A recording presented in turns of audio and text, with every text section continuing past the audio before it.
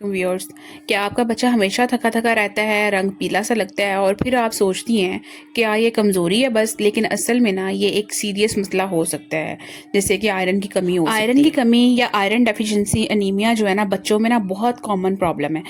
ये प्रॉब्लम जो है ना आजकल के दौर में जैसे पाकिस्तान जैसी कंट्री में ना बहुत कॉमन होती जा रही है, लेकिन अक्सर पेरेंट्स जो है ना वो इसे इग्नोर कर देते हैं। वो समझते हैं बच्चे ऐसे ही होते हैं और बच्चे जो हैं वो खुद ही ठीक हो जाएंगे, लेकिन इस पे प्रॉपर इसकी इन्वेस्टिगेशन कराना और प्रॉपर इसका इलाज कराना बहुत ज़रूरी होता है।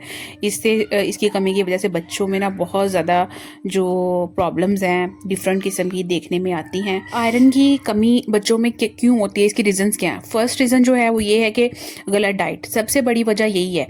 अगर बच्चा सिर्फ जंक फूड, चिप्स, बिस्किट या दूध ज़्यादा पीता है और सब्जी, दाल, गोश्त नहीं खाता तो आयरन की कमी हो जाती है। और नंबर 2 पे क्या है कि कुछ बच्चे होते हैं वो सिर्फ माएँ उनको दूध पिलाती हैं, वो दूध पे डिपेंड करता है। बहुत सी मदर समझती हैं कि दूध ही कंप्लीट डाइट है, लेकिन दूध में ना आयरन ना बहुत कम होता है। नंबर 3 पे जो होते हैं ना पेट के कीड़े, वर्म इन्फेक्शन, ये जो होते हैं ना पेट के कीड़े, जिन बच्चों के पेट में कीड़े हो ना वो सारे का सारा आयरन खुराक का ना कीड़े खा जाते हैं और बच्चे की बॉडी में आयरन एब्जॉर्ब ही नहीं होता और फिर बच्चों में आयरन की कमी हो जाती है। चौथी रीज़न क्या है? बच्चों का बार बार बीमार होना। जब बच्चा अक्सर बीमार होता है ना तो उसकी बॉडी के न्यूट्रिएंट्स एब्जॉर्ब ही नहीं होते और वो जो है बच्चा आयरन की कमी का शिकार हो जाता है। पांचवी रीज़न ये है कि फास्ट ग्रोथ। फास्ट ग्रोथ क्या होती है कि जब एक टाइम आता है बच्चे की लाइफ में, जब बच्चा ना ज़्यादा ग्रो करता है, उसकी हाइट एकदम बढ़ना शुरू हो जाती है, तो उस दौरान बच्चे को ना ज़्यादा न्यूट्रिशन चाहिए होती है, ज़्यादा आयरन चाहिए होता है, ज़्यादा मल्टीविटामिन चाहिए होती हैं। जब हम बच्चे को ये नहीं देते तो बच्चा जो है ना वो अल्टीमेटली आयरन की कमी का शिकार हो जाता है, उसमें आयरन डेफिशिएंसी एनीमिया होने का खतरा होता है। अच्छा जी, तो बात करते हैं कि बच्चों में अगर आयरन की कमी है तो कौन कौन सी सिम्टम्स बच्चों में कौन कौन सी निशानियां देखने को मिलती है। नंबर 1 पे बच्चा हमेशा थका रहता है। नंबर 2 पे बच्चे का रंग या बच्चे का चेहरा जर्द या पीला लगता है। नंबर 3 पे बच्चों को कम भूख लगती है। नंबर 4 पे जो है वो स्टडी में उनका दिल नहीं लगता, पढ़ाई में वो इंटरेस्ट नहीं लेते। नंबर 5 पे बच्चे अक्सर ये कंप्लेन करते हैं कि हमारा सर चकरा रहा है या हमें कमजोरी महसूस हो रही है।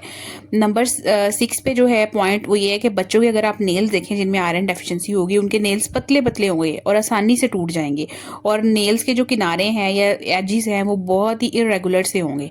तो ये जो सब निशानियां ये आयरन की कमी की हो सकती हैं। तो अगर आप अपने बच्चों में ना इस तरह की सिम्टम्स देखें तो लाजमी उनको डॉक्टर के पास लेके जाएं, उनका सीबीसी कराएं, उनका एचबी लेवल चेक करवाएं, क्योंकि अगर आप इसको इग्नोर करेंगे तो ये जो सिम्टम्स है ना ये फर्दर कॉम्प्लिकेशंस की तरफ लीड कर सकती हैं। तो बच्चों में ना आयरन डेफिशिएंसी को रूल आउट कराना बहुत ज़्यादा ज़रूरी है। बात करते हैं जी कि अगर आयरन की कमी है तो उसका इलाज क्या है, उसका ट्रीटमेंट क्या है। नंबर 1 ये है कि आप बच्चे की डाइट बेहतर बनाएं, नेचुरल डाइट से बच्चे का इलाज करें, ये बेस्ट सोल्यूशन होता है। अपने की बच्चे की डाइट में ना कुछ चीज़ें लाजमी शामिल करें, जैसे कि गोश्त, बीफ, मटन, पालक उसको खिलाएं डेली बेसिस पे, क्योंकि पालक में बहुत ज़्यादा आयरन होता है। एप्पल खिलाएं उसको, अंडा खिलाएं उसको, गुड़ खिलाएं, ठीक है। चना और दालें जो हैं, चने और दालें वगैरह जो होती हैं ये लाजमी खिलाएं, इनमें बहुत ज़्यादा अमाउंट में आयरन और बाकी मल्टीविटामिन भी होते हैं। विटामिन सी जो होता है ना वो आयरन की एब्जॉर्प्शन के लिए ज़रूरी होता है। अगर आप आयरन जो है बच्चे की बॉडी में आयरन की कमी है तो विटामिन सी भी उसके साथ साथ दें, जैसे कि लेमन उसको दें, ऑरेंज दें, और ये सब जो है साथ खिलाएंगे ना तो आयरन की एब्जॉर्प्शन जो है वो बेहतर हो जाएगी। विटामिन सी हेल्प करता है आयरन की एब्जॉर्प्शन। नंबर 2 पे कि आयरन सप्लीमेंट्स जो है ना डॉक्टर की एडवाइस से आप बच्चे को दें।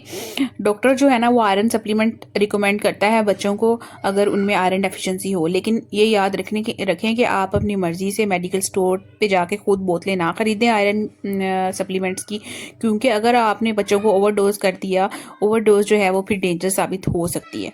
नंबर 3 पे है कि अगर बच्चे के पेट में कीड़े हैं तो उन कीड़ों का इलाज कराएं, डीवर्मिंग कराएं।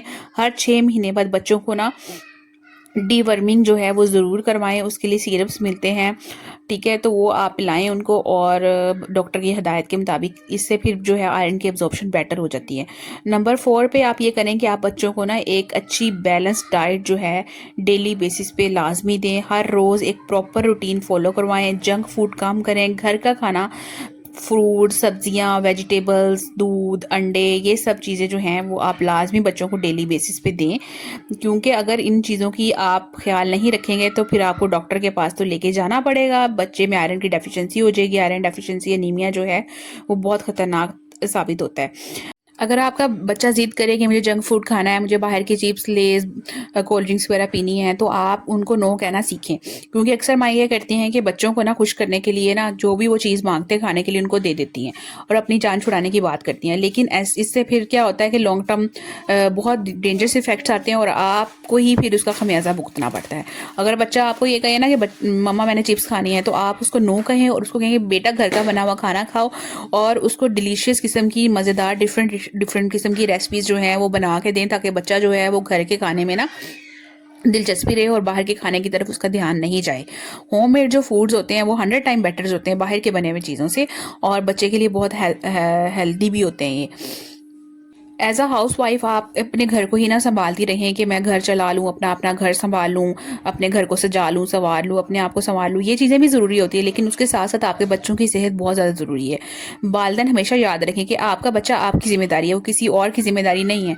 उसकी हेल्थ को इग्नोर नहीं करें, उसके फ्यूचर को रिस्क में नहीं डालें, क्योंकि इस तरह अगर उसकी हेल्थ बचपन में ख़राब होगी तो उसकी ग्रोथ अच्छी नहीं होगी, उसकी मेंटल ग्रोथ अच्छी नहीं होगी, उसकी फिजिकल ग्रोथ अच्छी नहीं होगी, वो अच्छे से पार्टिसिपेट नहीं करेगा, उसका कॉन्फिडेंस बिल्ड नहीं होगा, वो सोशल नहीं हो पाएगा, वो पढ़ाई में दिलचस्पी नहीं लेगा। तो ये सब चीज़ें नेगेटिव हैं और उससे क्या होगा कि बच्चे का जो फ्यूचर है, उसका जो ग्रोथ फेज़ है वो ख़राब हो रहा है, उसका फ्यूचर रिस्क में जा रहा है, और वो नेक्स्ट अपनी लाइफ में जब वो जवान होगा तो फिर वो उस तरह से कामयाब नहीं हो सकेगा जिस तरह से दूसरे बच्चे जिनके माँ बाप उनको हर स्टेप पे प्रमोट करते हैं, हर स्टेप पे उनका ध्यान रखते हैं, उस तरह से वो जो है बच्चा अपनी फील्ड में तरक्की नहीं कर सकेगा। इसलिए अगर आप चाहते हैं कि आपका बच्चा हेल्दी हो, सेहतमंद हो, कॉन्फिडेंट हो, तो उसको हर दिन आयरन रिच डाइट दें, विटामिन सी के साथ फूड दें, जंक फूड उसका लिमिट करें, उसका रेगुलर चेकअप कराएं, डॉक्टर की एडवाइस जो है वो फॉलो करें।